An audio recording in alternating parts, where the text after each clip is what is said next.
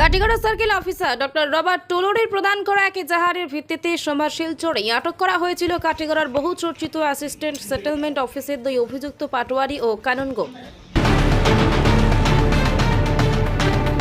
যথাক্রমে শাহাদাত হোসেন ও মনোজ অধিকারীকে গ্রেপ্তার করার পর মঙ্গলবার দুইজনকে আদালতে পাঠিয়েছেন কাটিগড়া থানার ওসি জোসেফ ফে কেইবম।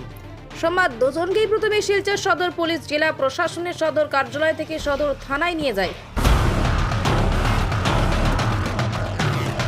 পরে কাটিগড়া পুলিশ দুইজনকে কাটিগড়া থানায় নিয়ে আসেন। দুজনকেই টানা জিজ্ঞাসাবাদ চালিয়েছেন কাটিগড়া থানার ওসি জোসেফ ফে কেইবম।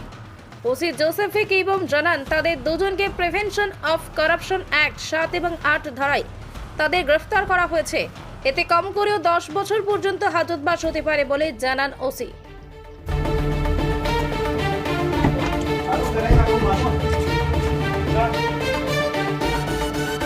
গত সপ্তাহে কাটিগড়া সেটেলমেন্ট অফিসের লর্ড পাটোয়ারি শাহাদাত হোসেন ও সুপারভাইজার কানুনগো মনোজ অধিকারী পৃথক পৃথক পরপর ঘুষের টাকা লেনদেনের ভিডিও সামাজিক মাধ্যমে ভাইরাল হওয়ার পর কাটিগড়ার এএসএ ডক্টর রবার্ট টুলুর পাটোয়ারি শাহাদাত হোসেনকে এএসও অফিসে সব ধরনের কাজে দায়িত্ব থেকে সরিয়ে দিয়েছেন।